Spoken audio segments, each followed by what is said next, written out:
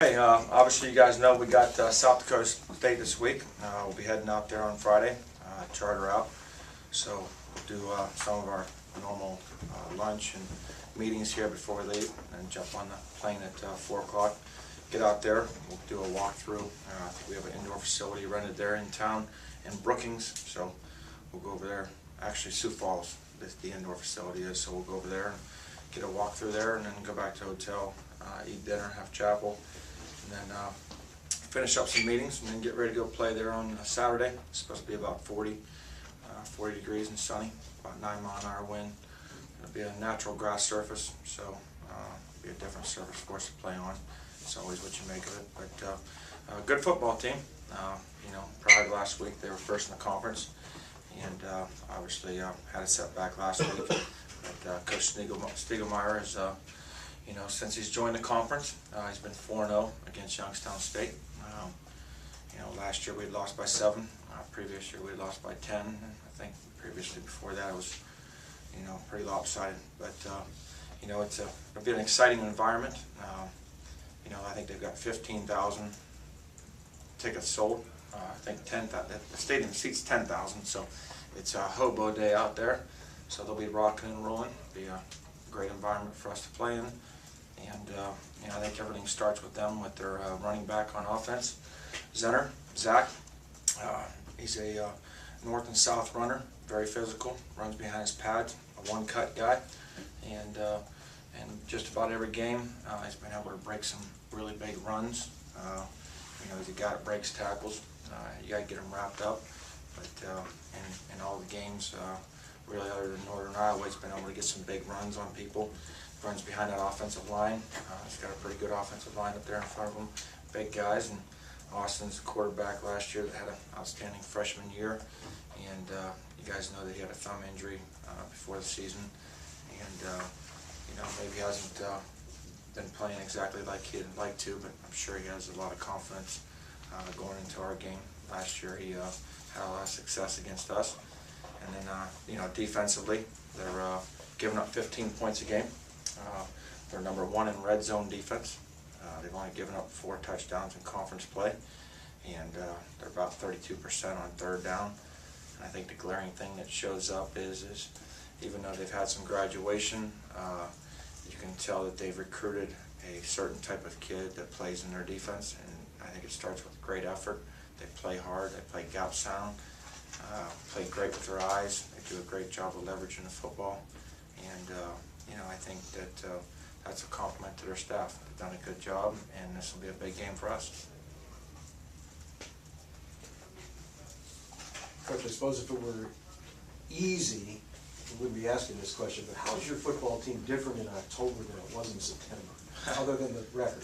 Well, I think the glaring thing is you know, in October, you know, going back, you look at the turnovers. You know, North Dakota State 3 weeks ago, we had a bunch of turnovers there.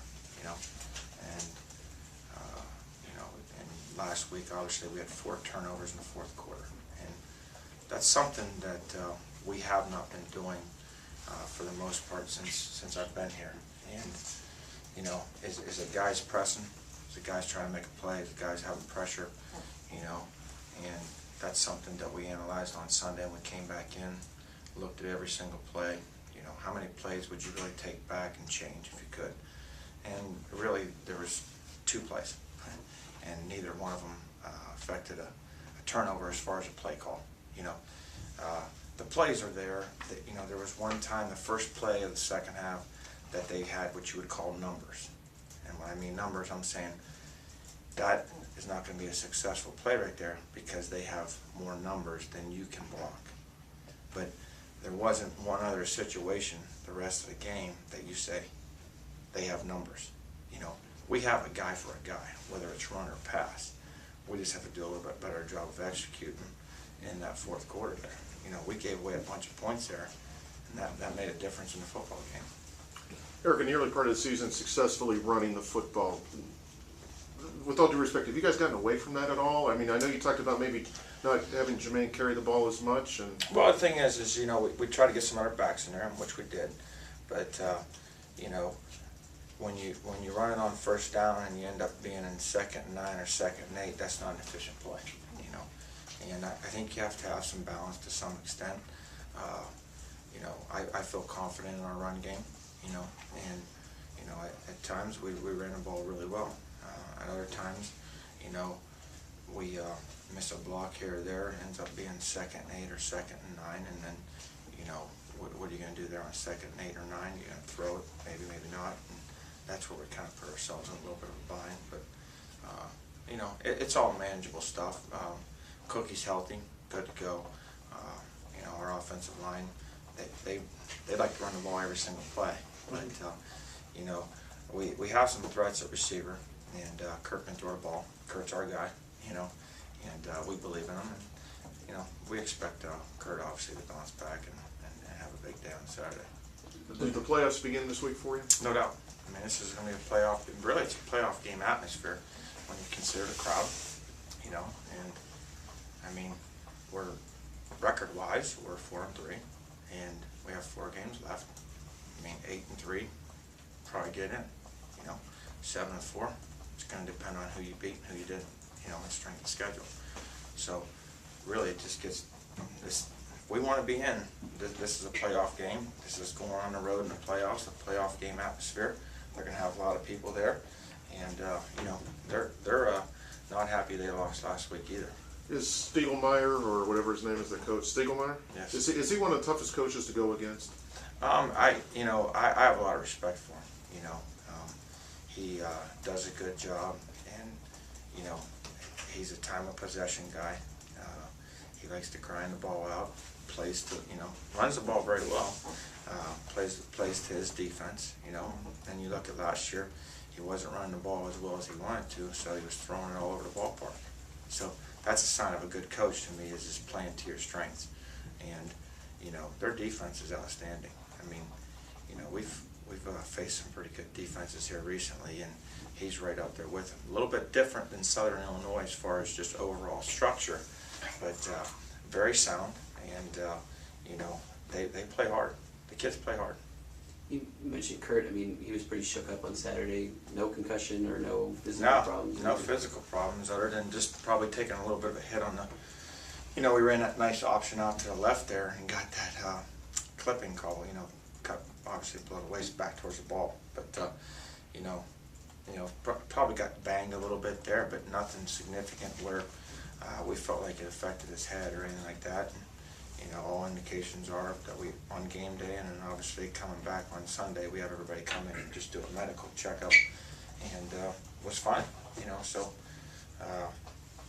other than, you know, just getting hit a little bit there on that one play on the sideline, that was it. Eric, can you just talk about special teams? I mean, probably the worst game they played all year. You know, I think that gets magnified because of the punt, you know, but really on kickoff, we played pretty well, you know. We probably played as well as we played all year on kickoff team. Kickoff return, the punt, I mean, the fumble, you know, I mean, that's obviously magnified, but if you take away that, we had some decent return yards. You know, you can't have a turnover on special teams, but we had 2 of them, you know, at the end of the day. One resulted in 7 points, and then the other one, they didn't get the fake field goal, which Jeremy Evers did an outstanding job of just being disciplined and sound one. But, you know, special teams are a part of the game.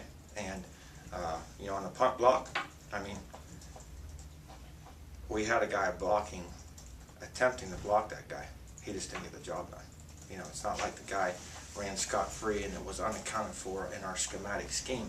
You know, that guy was supposed to be blocked by someone, and we didn't get the block. We didn't get the job done. Maybe, I mean, there's some negativity around the program, particularly from, you know, unhappy fans. Do you address that with your team at all, or say, hey, just don't pay attention to it? Our team's pretty insulated from those type of things, you know. I mean, we don't address negativity. You know, I think that's part of the environment we're in. You know, when things are going well, everybody loves you and pats you on the back. When things aren't going well, you know, they throw bricks and sticks and stones at you. But you know, that's part of being an athlete. You know, it's part of being a coach, and I think you accept that because you know, you're man enough to be in the arena. You know, and when you're man enough to be the guy in the arena, you gotta take the good with the bad. You know, there's not a lot of people that can stand in that arena. And God's given us the ability to do that, and we embrace it. You touched on after the game to address a little bit of the inconsistency on offense and the turnovers of simplifying things, again, like you did with the defense. Can you touch on that and maybe how you're going about that, or are you doing that this week? Well, I think the thing that, you know, after having a setback again in the second half, you know, at the time is you ask yourself, are we putting too much on someone's plate that they can't handle, you know? And where's the breakdown, you know, is without isolating any specific person, because I don't want to do that, but we ask them to do too much. And, you know, the breakdowns that we had were on plays that we've ran since the first day I've been here, you know, basic concepts. And that's why I feel like maybe sometimes we're pressing, you know. You have this tremendous amount of pressure on you to do well, to make a play, and you're trying to do too much instead of just taking what's there, you know, whether it's a guy blocking, a guy catching, a guy throwing, a guy running, whatever the case may be. Do you feel, because of that, do you feel more responsible as a coaching staff, or I guess, I don't know the best way to phrase it, but what do you think is your biggest, as a coaching staff, your guys' biggest failure in the last 3 weeks? You know, that's a good question. I mean, I don't take back one play call that we had. I don't take back in any game, you know, whether it's Illinois State or the last game, you know. I mean, we didn't have a bad play call, you know. Like I said, there was one time in the first play of the third quarter that they had numbers. I mean, we're always going to have numbers. If not, we're going to get to another play that has numbers. That's the way we operate. And, you know, everyone's accounted for. Now, we have to block it. You know, we have to execute it. But, you know, I've been in programs before and other places that some people just chalk it up and say, yeah, well, they got us here. We don't operate like that. We're going to make sure at all times we have numbers, you know, unless the clock's running down real late and we can't change a play. Then I might call a timeout. But we're going to make sure that we have numbers. What's been the biggest change of, I mean, the last 3 games of the second half not to score a point? I mean, what has changed at halftime? Because the first half the offense is down. That's the magic question. You know, specifically, you know, it's a lack of execution. You know, I mean, I can't put it any simpler than that. It's not like you say, well, this guy out-schemed you, this guy out-coached you. I mean, that's not the case. I mean, we got the plays. We have to execute them. And they're not brand new ball plays that haven't worked before since we've been here. It's got to execute them. And it's not like we don't practice them. So it's a matter of in the heat of the moment, when it's a crucial time of the game, you have to be able to execute them. And I don't know that we're asking anybody to do anything that they can't do. Because if we ever feel like we're asking somebody to do something that they can't do, we take the play off the call sheet. You know, for example, we're not asking DJ Maine to run a vertical, you know, not that he can't, but you know, we don't ask our players to do anything that they can't do.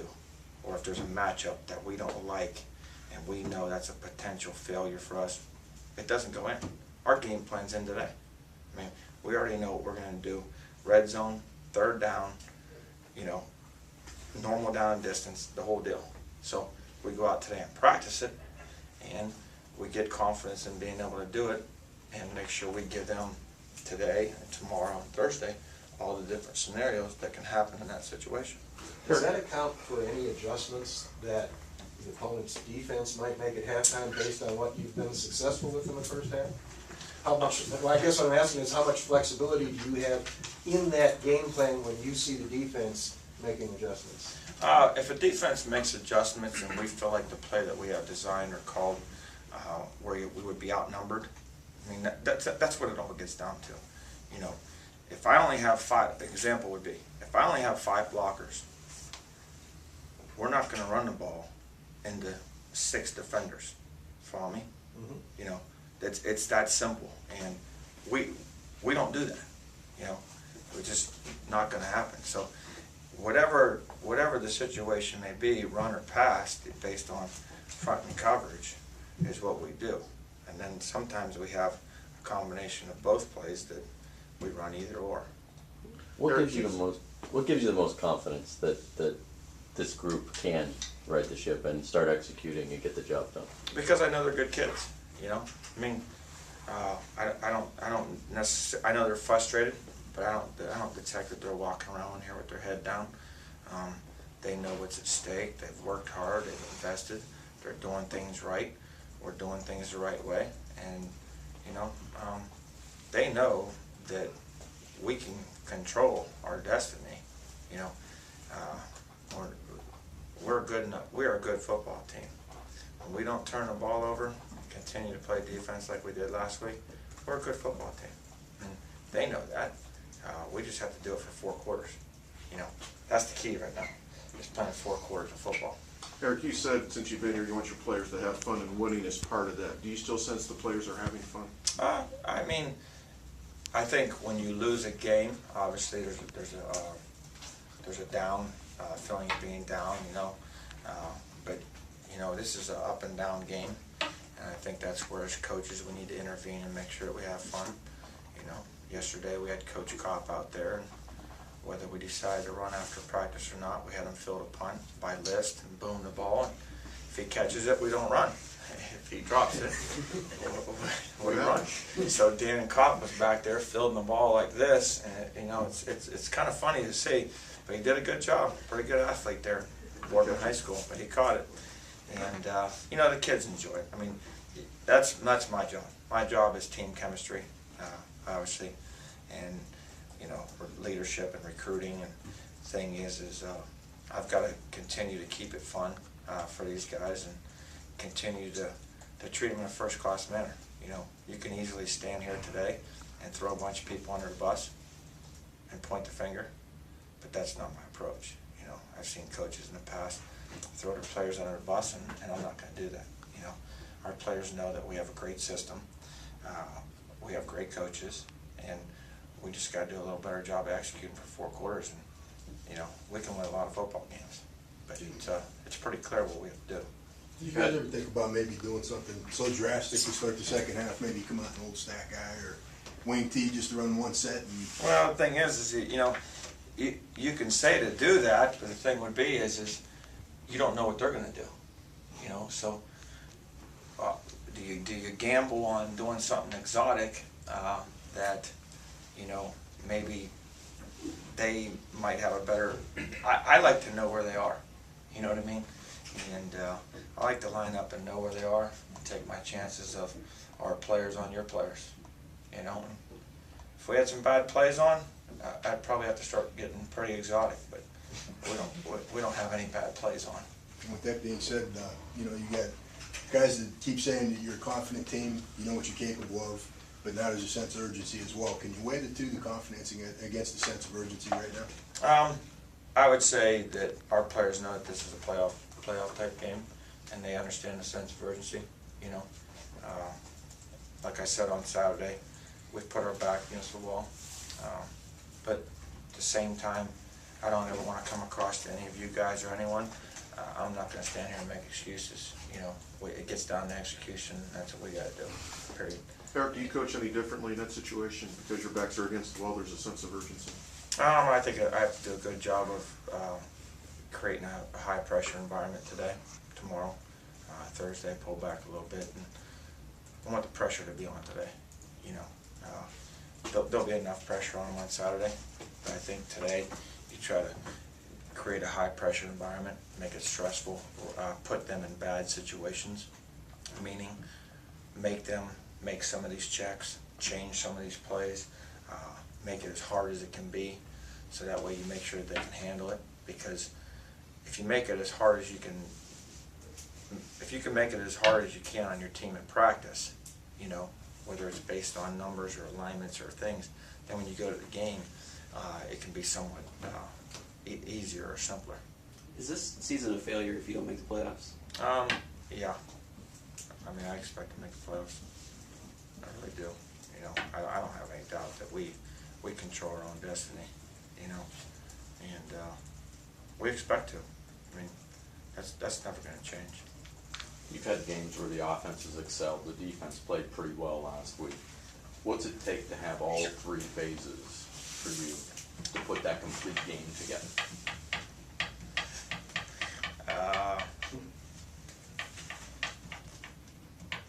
Good question.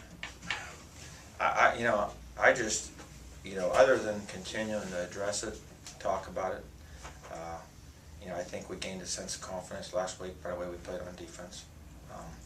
Offensively, we know that if we don't turn the ball over, we're probably in good shape.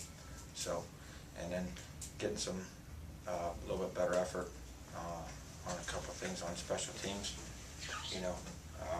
we can get this thing done. Have you seen anything on film? It seems like even though South Dakota State has played well, they have had a tendency to turn the ball over. Yeah, they've had some turnovers this year, and Coach Spiegelmeyer, I can promise you that he addresses that daily with his football team. I believe in the conference games they've had 6 interceptions and lost a fumble, so I'm sure that he's drilling that home because that's a glaring thing. I think they're -2 maybe in the conference right now, just in conference games. There's a lot where I go by because I can gauge those teams obviously better than others, but they have had some turnovers.